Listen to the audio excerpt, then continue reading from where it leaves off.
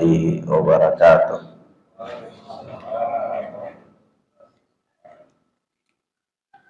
Walhamdulillahi hamdan katsiran thayyiban mubarakan fih kama yuhibbu rabbuna wa yarda.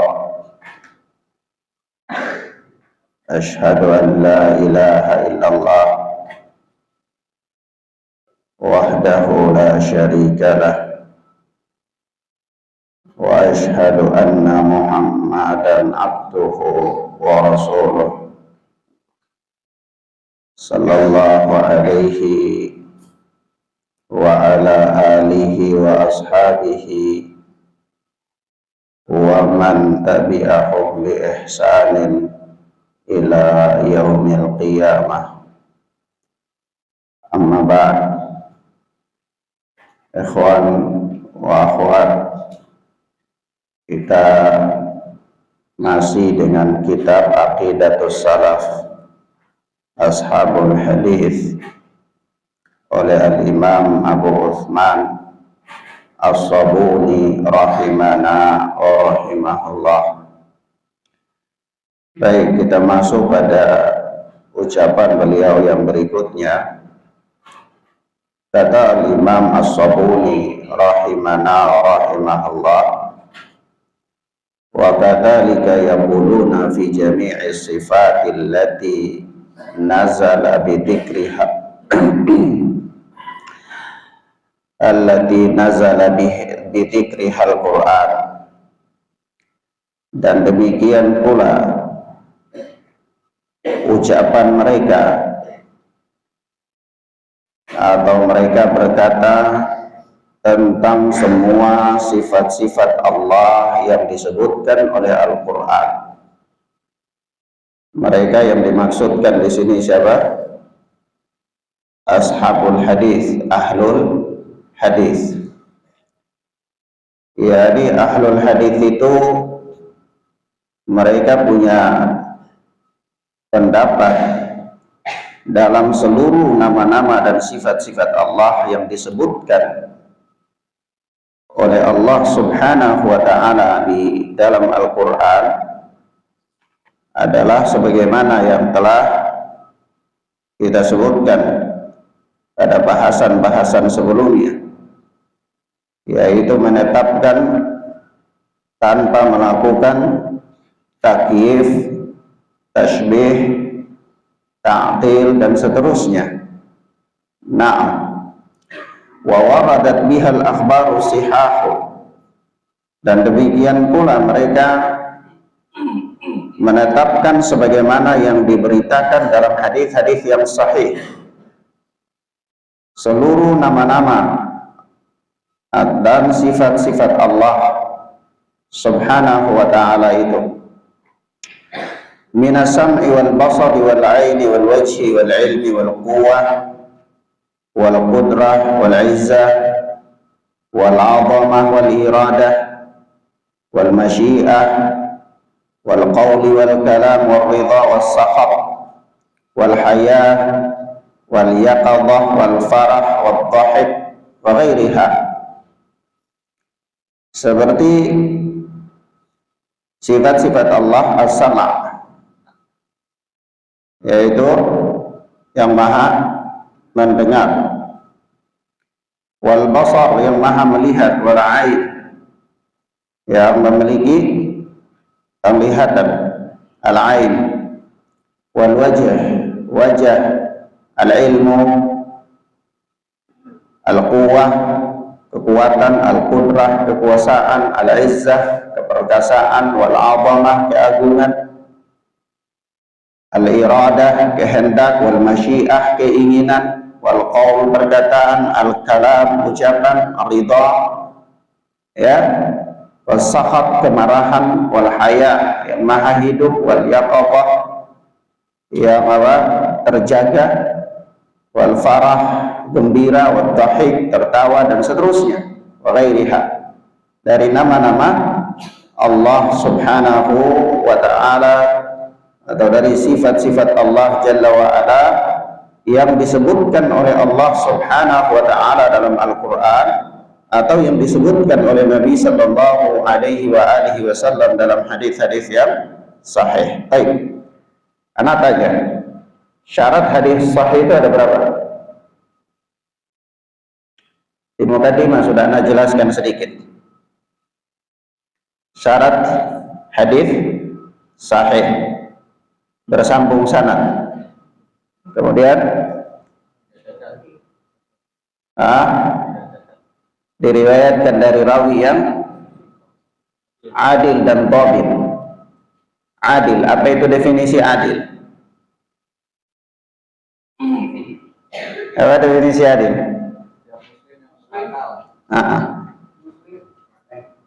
Muslim, berakal, balik, selamat dari sifat-sifat kefasikan dan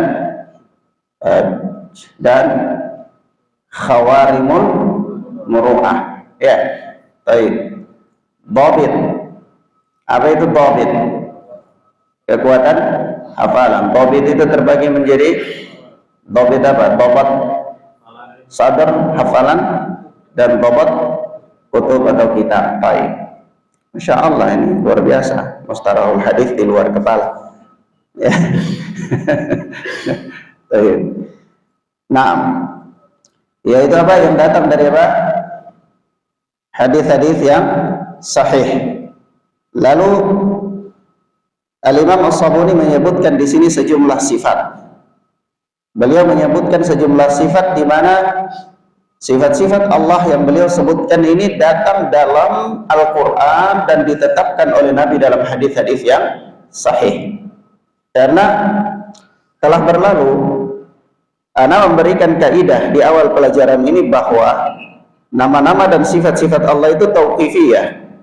Tidak boleh ditetapkan berdasarkan ijtihad, tetapi ditetapkan harus berdasarkan Al-Quran ataupun As-Sunnah yang sahih. Maka dengan metode itulah Al-Imam As-Sabuni berjalan di atasnya, dan beliau menetapkannya bukan dari hasil ijtihad beliau atau dari hasil ijtihad siapapun, tetapi beliau menetapkan nama-nama dan sifat-sifat ini dari Al-Quran dan As-Sunnah yang sahih. Nah, kemudian kata beliau, min ghairi tashbihin li syai'in min dhalika bi sifatil marbubina al makhluqin. Nah, ini kaidah pertama. Keterangan pertama beliau dalam menyikapi sifat-sifat Allah, yaitu ashabul hadis menetapkan nama-nama tersebut, sifat-sifat tersebut tanpa melakukan tasbih, terhadap satu pun dari sifat-sifat Allah itu dengan makhluk yang diciptakan oleh Allah. Tasbih itu apa? Penyerupaan. Jadi tanpa membayangkan bahwa Allah itu serupa dengan makhluk.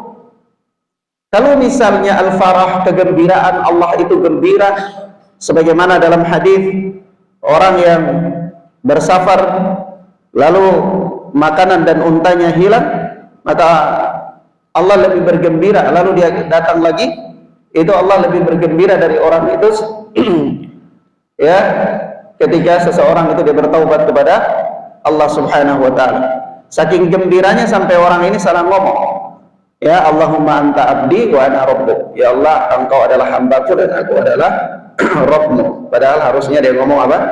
Allahumma anta rabbi wa ana abduk. Tapi karena saking gembira salah ngomong, tapi Allah lebih gembira dari itu. Ya, Rasulullah menetapkan. Jadi ketika Rasulullah menetapkan Allah itu misalnya gembira, Allah itu terjaga, Allah maha hidup, jangan pernah membayangkan bahwa kegembiraan Allah itu sama dengan kegembiraan si fulan. Jangan pernah membayangkan bahwa kemarahan Allah itu sama dengan kemarahan ketua yayasan. Ya, jangan membayangkan kemarahan Allah atau keridaan Allah itu sama dengan keridaan seorang guru, seorang tua dan seterusnya. Kenapa? Ahlu sunnah ashabul hadis menetapkan nama-nama dan sifat-sifat Allah itu tanpa melakukan penyerupaan dengan makhluk. Mafhum ya? Satu, baik. Jadi kalau Allah Subhanahu wa taala mengabarkan kepada kita bahwa Allah itu turun ke langit dunia, jangan antum membayangkan turunnya Allah itu seperti turunnya Spiderman. Ya, begitu dia turun dari gedung Pentagon, maka gedung itu kosong dari Spiderman. Ya.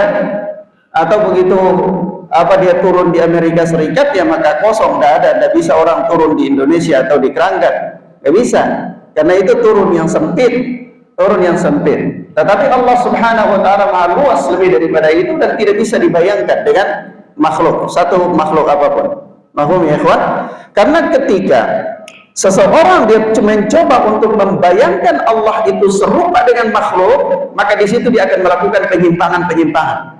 Kalau begitu dia membayangkan Allah itu sama dengan makhluk, akhirnya dia bilang nggak mungkin. Lalu dia sucikan Allah tidak mungkin sama, maka dia takwilkan lagi, ya, nama-nama itu, sifat-sifat itu kepada nama-nama dan sifat-sifat lain. Begitu dia takwilkan, maka dia telah terjatuh dalam beberapa hal. Pertama, dia mencoba untuk menyerupakan, terjatuh dalam penyerupaan.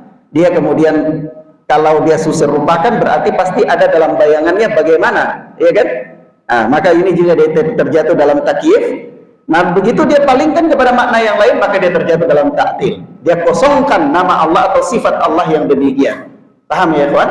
Nah, kemudian kata Al-Imam As-Sabuni selanjutnya, bal yantahuna fima ila ma qalahu Allah Ta'ala wa qalahu Rasuluhu sallallahu alaihi wasallam. Bahkan mereka berhenti pada apa yang difirmankan oleh Allah dan yang disabdakan oleh Nabi saja. Artinya, apa yang disebutkan oleh Allah itu saja sudah cukup. Apa yang disabdakan oleh Nabi sudah itu cukup. Berhenti di situ. Tidak boleh melampaui batas dengan mencoba membayangkan, membagaimanakan, menyerupakan dan seterusnya. Paham ya, kawan? Sampai di situ cukup. Kalau ditanyakan kenapa sampai di situ, bukankah kita harus cari makna yang lain? Maka kita katakan bahwa Al-Quran dan As-Sunnah telah berbicara kepada kita dengan makna yang jelas.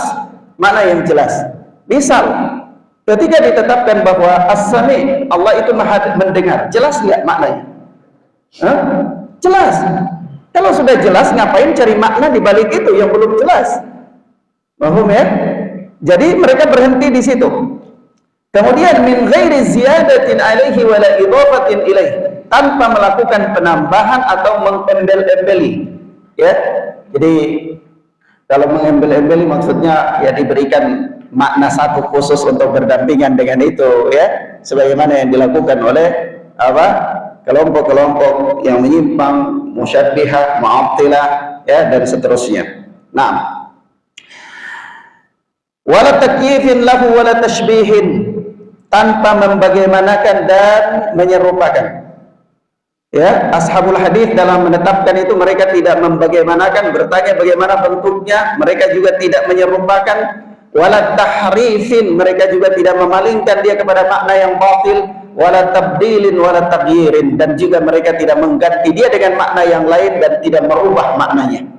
Tabdil, menggantikan, maksudnya kalau dikatakan bahwa Allah itu mempunyai dua tangan, dia ganti dengan makna yang lain, yaitu rahmatain, dua rahmat. Ya, kalau Allah itu punya dua tangan, dia ganti dengan makna yang lain, yaitu apa? Dua kudrah, kekuasaan. Begitu. Paham ya? Ahlus sunnah tidak demikian. Kemudian, wala izalatin lil lafdil khabar amma ta'rifuhu al-arab wa tada'uhu alaihi bita'wilin munkar. Dan mereka tidak membuang, ya, lafaz hadis dari yang telah diketahui dan dimaklumi oleh orang Arab, sehingga meletakkan padanya takwil yang mungkar. Maksudnya begini, kalau orang Arab katakan yad, itu artinya tangan, ya, itu orang Arab sudah paham ketika disebutkan bahwa yadain itu dua tangan. Tapi mereka memalingkan dia kepada makna yang lain yang tidak diketahui oleh orang Arab. Paham ya? Karena Al-Quran dan As-Sunnah dalam bahasa Arab, maka seluruh kata-kata dan kalimat-kalimat yang ada di dalamnya harus dikembalikan kepada makna bahasa orang Arab yang mereka paham. Mahfum ya kawan? Nah, ketika As-Sami mendengar, itu orang Arab paham mendengar. Jadi ahlul hadis mereka tidak memindahkan dia dari makna mendengar lalu mengganti dia dengan makna sesuatu makna lain yang tidak dikenal oleh orang Arab, begitu. Paham ya, ikhwan? Nah, kemudian wa yajrunahu 'alal dhahir. Mereka memperlakukan nama-nama dan sifat-sifat Allah itu berdasarkan zahirnya. Jadi tidak cari-cari makna yang tersembunyi. Tidak cari makna yang tersembunyi. Cari makna zahir. Ketika Al-Quran menetapkan satu kalimat yang dapat dipahami secara zahir, itu sudah mereka tetapkan. Jadi mereka tidak cari makna yang lain. Paham ya, ikhwan? Dalam nama-nama dan sifat-sifat Allah Subhanahu wa ta'ala. Wa yakiluna ilmahu ilallah, dan mereka menyerahkan ilmunya kepada Allah. Nah, di sini jadi masalah. Yang diserahkan itu apa? Ilmunya diserahkan kepada Allah. Maka yang mereka serahkan itu adalah maknanya. Makna tersembunyinya itu yang diserahkan kepada Allah. Adapun dohirnya, lafadznya mereka paham dan ketahui, ya. Tetapi makna tersembunyi diserahkan kepada Allah. Makna tersembunyi ini berbicara tentang apa? Berbicara tentang kaifiyah. Berbicara tentang apa? Kaifiyah. Kalau bicara tentang kaifiyah, maka ahlul hadis menyerahkan bentuknya itu kepada Allah, karena Allah tidak menginformasikan bagaimana bentuknya kepada kita. Tapi kalau zahirnya paham. Zahir paham, ketika Allah mengatakan kedua tangan, paham kedua tangan. Tapi ketika bertanya bagaimana bentuk tangannya Allah, itu ahlul hadis menyerahkan bentuk itu kepada Allah Azza wa Jalla. Paham ya, ikhwan? Paham ya? Jadi bukan meletakkan makna, bukan apa, meletakkan zahirnya juga kepada Allah, bukan. Seperti apa? Orang-orang yang melakukan tafwid. Orang-orang yang melakukan tafwid itu mereka mengatakan, ya makna ini tertulis misalnya dua tangan, tapi kami tidak mengerti apa yang dimaksud dan kami tidak mengerti bagaimana bentuknya. Jadi semuanya mereka serahkan kepada Allah. Nah, ini salah, ini keliru. Kenapa? Karena kalau seperti itu berarti Allah Subhanahu wa ta'ala berbicara dengan kalimat yang kita tidak paham. Mungkin nggak? Allah berbicara dengan kalimat yang tidak dipahami oleh manusia. Padahal fungsi Al-Quran itu turun untuk memberikan pelajaran, peringatan kepada manusia.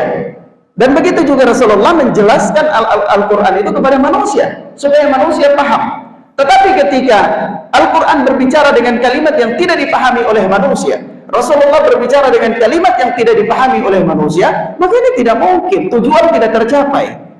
Paham maksudnya, ikhwan? Tujuan tidak apa? Tidak tercapai. Oleh sebab itu Al-Quran turun dengan bahasa yang dipahami, kalimat yang dipahami. Begitu juga Rasulullah berbicara dengan kalimat yang dipahami. Sudah secara zahir kita pahami. Bentuknya Rasulullah tidak sampaikan, Allah tidak sampaikan. Jadi jangan coba-coba berusaha mencari sesuatu yang merupakan rahasia Allah. Ya, dia merupakan rahasia Allah. Mana rahasia Allah? Berkaitan dengan nama dan sifat Allah. Yang berkaitan dengan sifat Allah, yang termasuk di antara rahasia Allah dalam sifat-sifat Allah itu bentuknya. Paham ya, ikhwan? Mahfum? Fahimtum ya, ikhwan? Naam. Baik. Kemudian ini yang dimaksudkan, wa yakiluna ilmahu ilallahi ta'ala. Mereka menyerahkan ilmunya kepada Allah yang Maha Tinggi. Menyerahkan ilmunya, yaitu menyerahkan bagaimana bentuknya itu kepada Allah. Wa yuqirruna bi anna ta'wilahu la ya'lamuhu illallah, dan mereka meyakini, ya, mengakui bahwa takwilnya, penafsirannya tentang bentuknya itu hanya Allah yang tahu, hanya Allah yang tahu. Nah, jadi bagaimana bentuknya hanya Allah yang tahu. Begitu Allah turun ke langit dunia, bagaimana cara turunnya Allah hanya Allah yang tahu. Begitu, ya, paham ya, ikhwan? Nah, kenapa begitu? Ya sebagaimana kama akhbarallahu anir rasikhina fil ilmi annahum yaquluna fi qoulihi ta'ala. Sebagaimana yang Allah Subhanahu wa taala beritakan kepada kita tentang orang-orang yang dalam ilmunya, yaitu mereka berkata, yang diabadikan oleh Allah dalam Al-Quran surat Al-Imran ayat yang ke-7, warrasikhuna fil ilmi yaquluna amanna bih kullun min indi rabbina wa ma yadhakkaru illa ulul albab. Apa itu? Orang-orang yang dalam ilmunya itu mereka berkata amanna bih, kami beriman dengan itu semua, kullun min indi rabbina, semua itu datang dari Rabb kami. Ya, semua datang berdam-dam. Ya, ini paham nggak paham, apa bagi tahu bentuknya nggak tahu bentuknya, tapi itu difirmankan oleh Allah, kami imani. Gitu. Ya, itulah jalan yang ditempuh oleh orang-orang yang dalam ilmunya tentang nama-nama dan sifat-sifat Allah. Dan jalan inilah yang ditempuh oleh ashabul hadis dari zaman ke zaman. Sehingga kalau antum memperhatikan kitab-kitab akidah yang ditulis oleh para ulama-ulama ahlul hadis dari zaman dulu sampai zaman sekarang, dari berbagai madhab, ya, kita tidak mengatakan bahwa dari 4 madhab, enggak, terlalu sedikit 4 madhab, dari berbagai madhab. Nanti antum bertanya, Ustaz, emang madhab itu ada berapa banyak? Banyak sekali, madhab itu banyak. Iya, ada madhabnya Sufyan Ats-Tsauri, ada madhabnya Ibnu Uyainah, iya, mafhum ya? Madhabnya banyak sekali, tapi madhab-madhab yang banyak itu ya pengikutnya sedikit, bahkan sampai hilang. Yang pengikutnya paling banyak dan bertahan itu 4 madhab saja, yaitu apa? Hanafi, Maliki, Syafi'i, Hambali. Itu yang paling banyak pengikutnya dan bertahan. Tapi kalau yang lain banyak, madhabnya Ibnu Mubarak banyak, tapi apa? Pengikutnya nggak banyak dan punah. Ya. Tapi pendapat-pendapat mereka masih tetap terabadikan dalam kitab-kitab para ulama. Itulah madhab. Ya. Nah, maka kalau antum lihat, ya, kitab-kitab akidah dari zaman dulu sampai zaman sekarang yang ditulis oleh berbagai madhab, ya, khususnya kitab-kitab klasik, itu mereka semua punya metode yang sama. Mereka punya metode yang sama, baik dalam madhab Syafi'i, madhab Hambali, dan seterusnya. Sehingga antum lihat kitab-kitab akidah dalam madhab Syafi'i, mulai dari apa, Al-Imam Al-Muzani. Al-Imam Al-Muzani muridnya Al-Imam Syafi'i, sahabatnya Imam Syafi'i, dan orang yang menggantikan Imam Syafi'i mengajar ketika Imam Syafi'i wafat.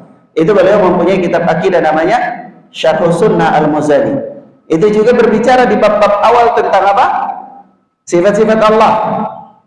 Begitu juga antum lihat kitab akidah yang ditulis oleh madhab Syafi'i, Al-Imam Al-Humaidi, gurunya Al-Imam Bukhari, ya, ahli fikih kota Makkah. Ya, itu beliau juga satu tabakat, muridnya Imam Asy-Syafi'i juga, tabakat sama Al-Imam Al-Muzani, ya, gurunya Al-Imam Bukhari. Beliau ahli fikih kota Makkah, menulis kitab Ushulus Sunnah, juga berbicara dalam masalah akidah, dalam nama-nama dan sifat-sifat Allah. Mereka menetapkan sama dengan apa yang ditetapkan oleh madhab Hambali. Al-Imam Ahmad bin Hanbal dalam kitabnya Ushulus Sunnah juga sama, ya. Nah, begitu pula ke bawah seperti anaknya Al-Imam Abu Dawud As-Sijistani, ya, Abu Bakar bin Abdurrahman, ya, bin Abi Dawud As-Sijistani, yaitu beliau menulis kitab Manzumah Al-Ha'iyah dalam bidang akidah, bait-bait syair yang semuanya diakhiri dengan huruf ha, ya, dalam bidang akidah. Itu juga sama isinya, ya, dan begitu seterusnya sampai pada Al-Imam Al-Barbahari dalam madhab Hambali juga sama dalam Syarhus Sunnah. Begitu pula Al-Imam As-Sabuni dalam madhab Syafi'i yang kita pelajari kitab akidahnya ini juga sama. Di bab-bab awal berbicara tentang nama-nama dan sifat-sifat Allah, semuanya mempunyai metode yang sama. Mempunyai apa ya kawan? Metode yang sama. Nah, kemudian kita lihat di sini ada permasalahan yang perlu disampaikan. Ya kawan, nama-nama Allah Subhanahu wa ta'ala yang disebutkan oleh Al-Imam As-Sabuni ini sebagian kecil saja. Karena nama-nama Allah itu banyak sekali. Ada satu hadis yang dijadikan pegangan oleh para ulama untuk menunjukkan kepada kita bahwa nama-nama Allah itu tidak terbatas. Di antaranya adalah hadis, ya, yang mengatakan bahwasanya Rasulullah sallallahu alaihi wasallam itu pernah berdoa dengan satu doa, kata beliau, as'aluka bikulli ismin huwa laka sammaita bihi nafsak aw 'allamtahu ahadan min khalqik aw anzaltahu fi kitabik aw ista'tharta bihi fi ilmil ghaibi indak, yaitu, ya Allah, aku memohon kepada Engkau dengan semua nama yang menjadi namamu, baik yang telah Engkau jadikan sebagai nama dirimu sendiri yang Engkau tetapkan atau ajarkan kepada seseorang dari makhlukmu, atau yang engkau sebutkan di dalam kitabmu, atau yang engkau sembunyikan menjadi perkara gaib. Jadi Rasulullah menyebutkan nama Allah. Di dalam hadis ini Rasulullah membagi nama Allah itu ada 3. Nama Allah itu ada 3 secara garis besar. Nama Allah itu datang dalam 3 keadaan. Pertama, nama Allah yang Allah beritahukan kepada makhluknya, yang Allah sukai, Allah cintai. Jadi ada nama-nama yang Allah beritahukan kepada makhluk, seperti kepada malaikat, ya, dan yang tidak diketahui oleh orang lain. Yang kedua, nama-nama Allah yang Allah sebutkan dalam kitabnya, Al-Quran. Ya. Yang ketiga, nama-nama Allah yang menjadi rahasia gaib, Allah nggak sebutkan kepada siapapun. Ya. Nah, jadi Allah punya nama-nama dan sifat-sifat yang memang tidak diketahui oleh seorang makhluk pun, itu ada. Itu ada. Oleh sebab itu ketika Rasulullah berdoa, Rasulullah sebutkan secara umum yang telah engkau namakan kepada dirimu sendiri, yang tidak diketahui oleh siapapun. Iya kan? Nah, maka sekali lagi kita katakan nama-nama Allah Subhanahu wa Ta'ala itu dikelompokkan secara garis besar, itu ada 3. Yang pertama, nama-nama yang Allah sebutkan, atau nama-nama dan sifat-sifat yang Allah sebutkan kepada makhluk-makhluk yang Allah cintai, seperti kepada malaikat, kepada nabi. Jadi mereka tahu itu nama-nama itu. Ya. Yang kedua, nama-nama yang Allah sebutkan dalam kitab, dalam Taurat, ya, dalam Zabur, dalam Injil, dalam Suhuf, dalam Al-Quran, Allah sebutkan, sehingga manusia tahu nama-nama itu dari dalam kitab-kitab. Yang ketiga, nama-nama Allah, sifat-sifat Allah yang Allah tidak sebutkan kepada siapapun, dia menjadi rahasia gaib. Ya, nah, mafhum ya ikhwan? Sampai di sini paham? Nah, kalau kita melihat garis besar pengelompokan nama-nama Allah seperti ini, maka nama-nama Allah Azza wa Jalla itu tidak terbatas jumlahnya. Nama-nama Allah tidak terbatas jumlahnya. Lalu antum mungkin bertanya, Ustaz, kalau begitu apa makna hadis?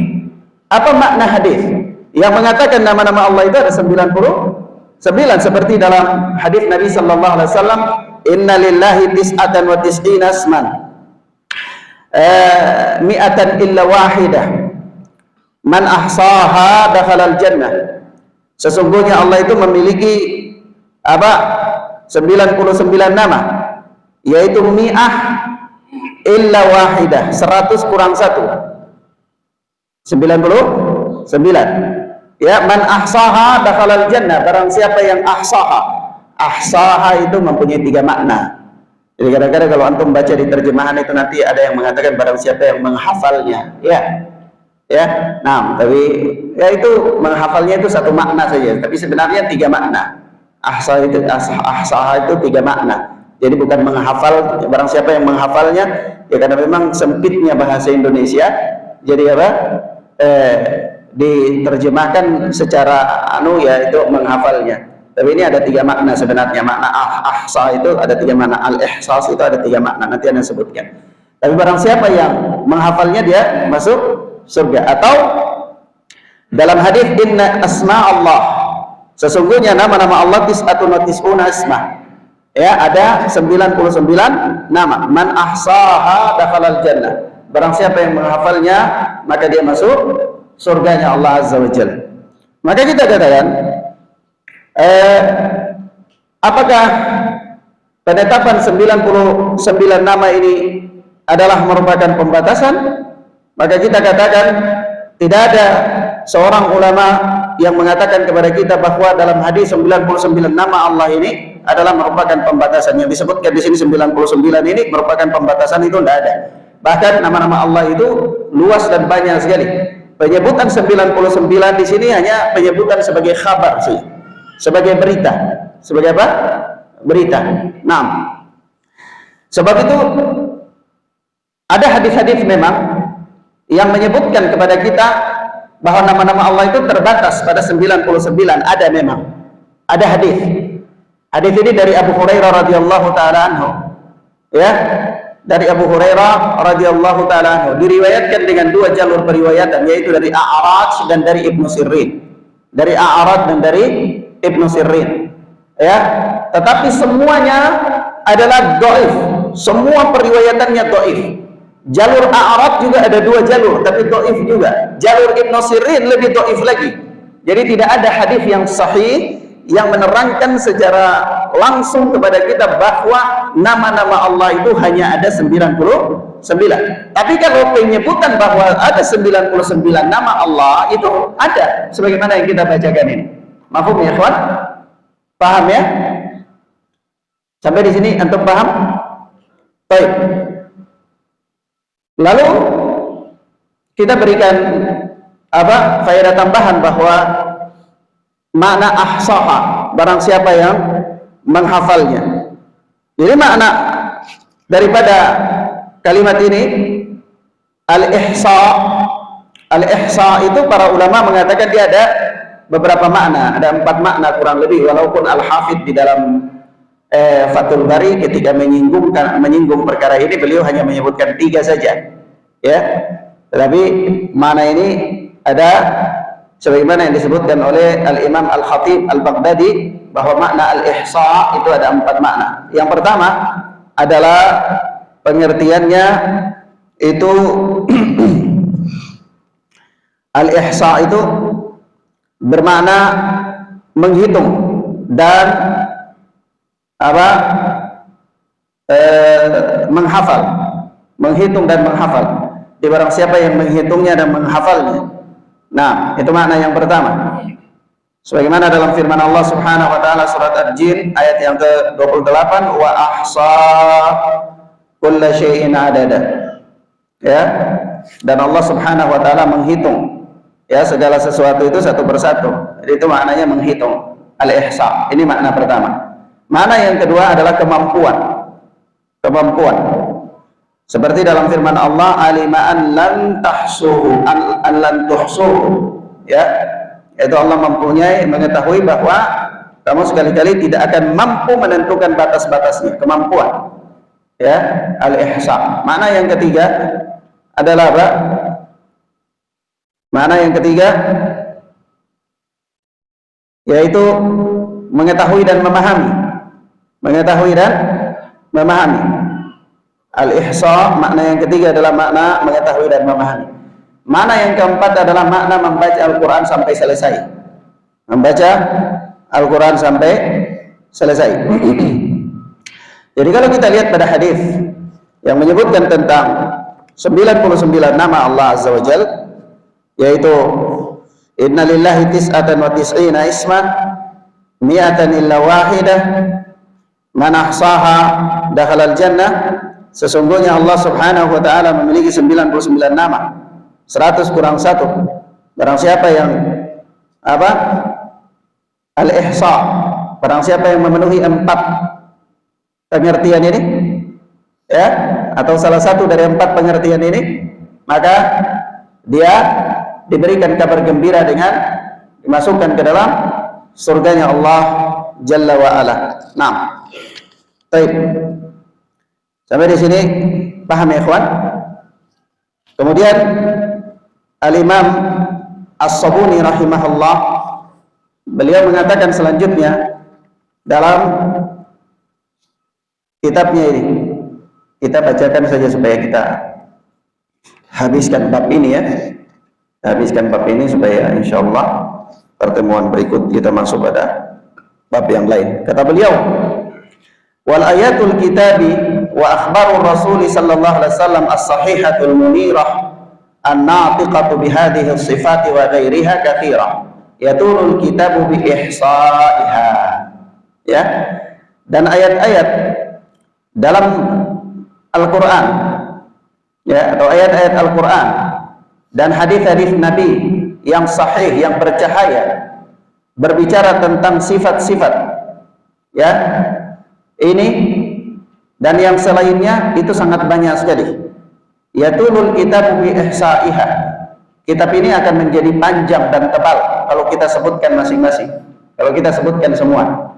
Iya. Tentang apa tadi? Tentang sifat-sifat yang beliau sebutkan itu al-farah, al-yaqabah, al-haya, al-sahat, ya, dan seterusnya. Wa dzikri ittifaqi a'immatil millah wa ulama'iha ala sihhati tilkal akhbaril waridati biha. Ya.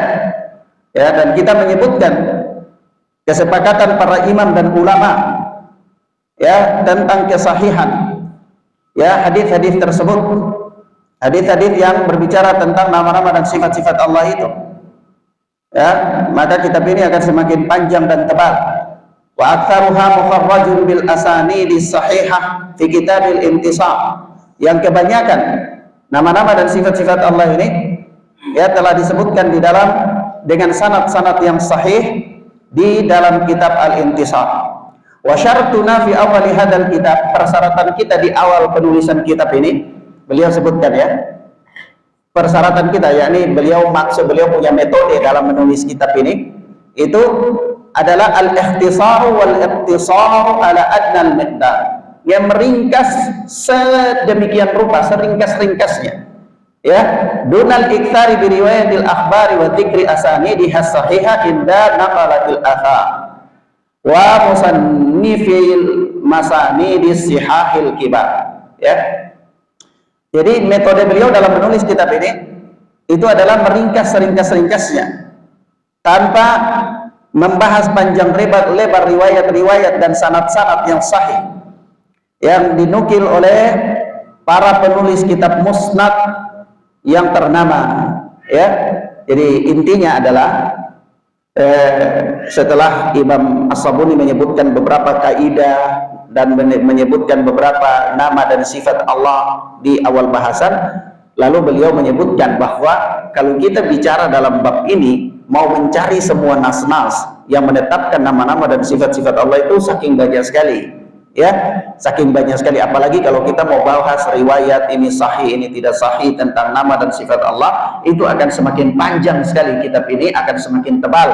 Oleh sebab itu metode kita hanya meringkas seringkas-ringkasnya saja tanpa melakukan pembahasan yang terlalu panjang lebar, baik dalam sisi sanad atau sahih berita-berita tersebut atau mengumpulkan semua riwayat-riwayat dalam bab tersebut. Paham ya kawan?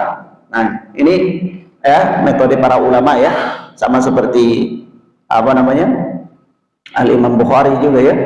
Al-Imam Bukhari itu punya hafalan sangat banyak sekali ya. Beliau menghafal itu bukan hanya hafal hadis yang ada dalam sahihnya saja ya, di luar daripada sahihnya itu sangat banyak sekali.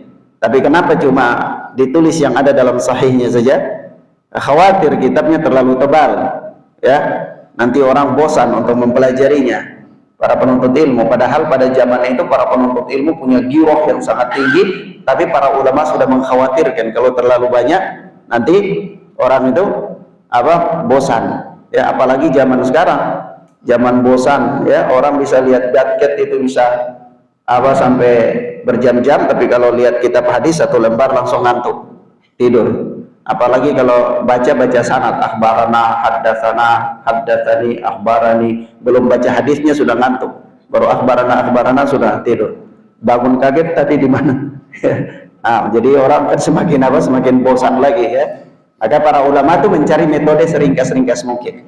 Dan ana ingin katakan bahwa dalam pelajaran-pelajaran akidah ana, ya berbeda dengan pelajaran fikih ya, pelajaran-pelajaran akidah ana itu ana juga menggunakan metode seringkas-ringkas mungkin. Sehingga ada beberapa kitab syarah yang kita pakai sebagai pegangan untuk menjelaskan satu materi ya, dengan meringkasnya seringkas-ringkas mungkin tanpa menyebutkan banyak dalil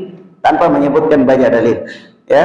Nah, kita titik beratkan kepada metode-metode untuk memberikan pemahaman, kaidah-kaidah untuk memberikan pemahaman, karena tujuannya paham saja ya, tujuannya paham. Kita bukan mau menjadi orang yang berdiskusi dengan menyebutkan sejumlah nas ya, itu bukan tabakat kita. Tabakat kita ini paham amal ya, paham dan beramal. Nah, taib ilahuna ya kawan, kita cukupkan pelajaran kita sampai di sini. Dengan demikian maka satu bab daripada kitab Aqidatus Salaf ini telah kita selesaikan, yaitu bab dalam nama-nama dan sifat-sifat Allah. Bab berikutnya kita akan berbicara tentang Al-Quran, kalamullah ghairu makhluk. Al-Quran itu adalah kalam Allah, bukan makhluk. Bab yang lain lagi, bab yang lain ya. Nah, taib ilahuna naktafi bihadzal dars. Ada yang mau ditanyakan dalam bab ini? Cukup paham ya? Nah, subhanallahumma wa bihamdika asyhadu an la ilaha illa anta astaghfiruka wa atubu ilaik. Assalamualaikum warahmatullahi wabarakatuh.